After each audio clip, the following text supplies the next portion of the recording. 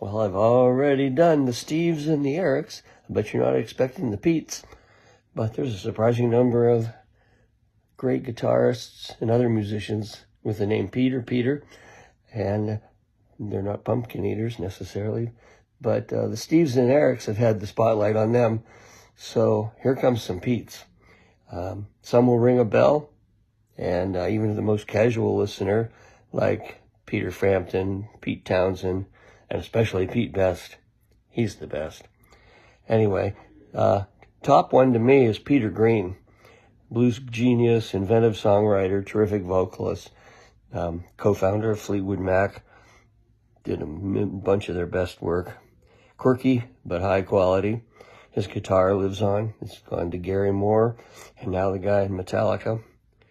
My other favorite, maybe a little less popular, but should be in the Hall of Fame, is Pete Ham, one of several terrific musicians, writers, and singers in Badfinger, and sadly a member of the 27 Club.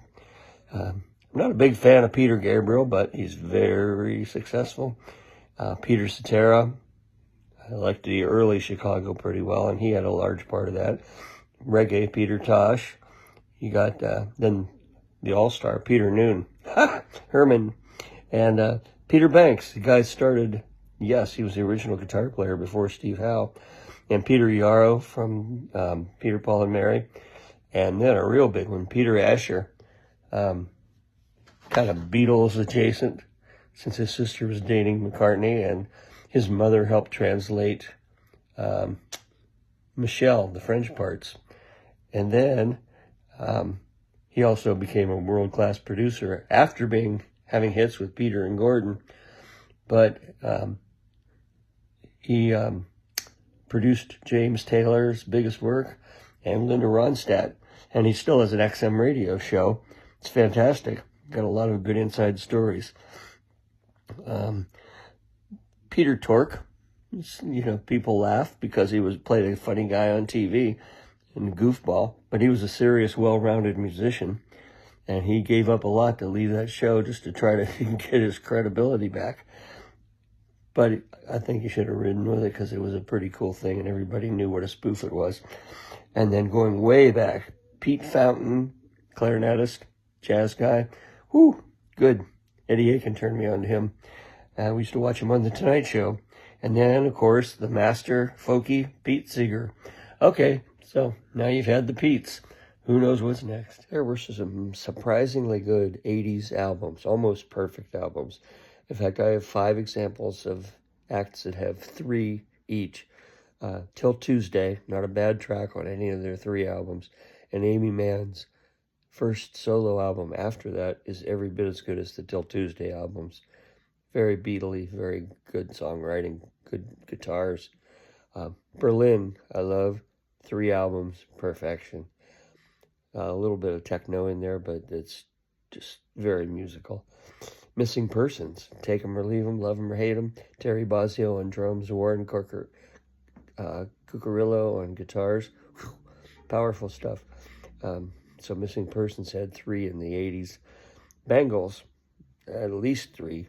And Susanna Hoffs had a killer first solo album as well, back in the late 80s. And Thomas Dolby, that guy was everywhere in the 80s. He kept his name off of Foreigners, Waiting for a Girl Like You, and the whole Pyromania album by Def Leppard.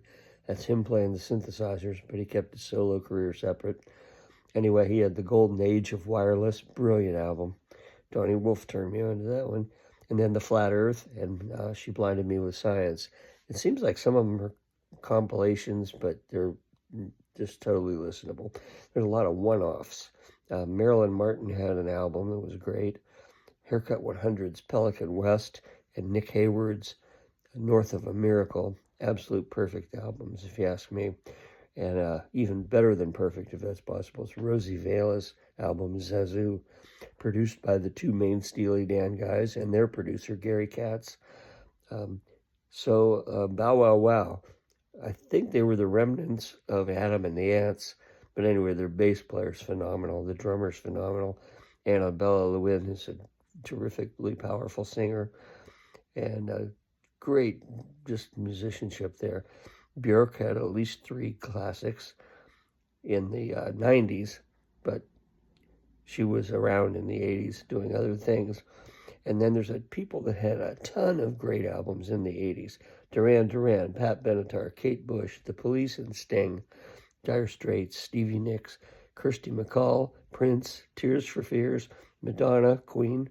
So dig into the 80s. There's some playlists, just 80s, on Spotify. But if you do a little digging of your own, and if you can make sense of what I just said, of Till Tuesday, Berlin, Missing Persons, Bangles, and Thomas Dolby, and Haircut 100, you're going to have some great listening ahead of you. Happy New Year. Wait, it's February.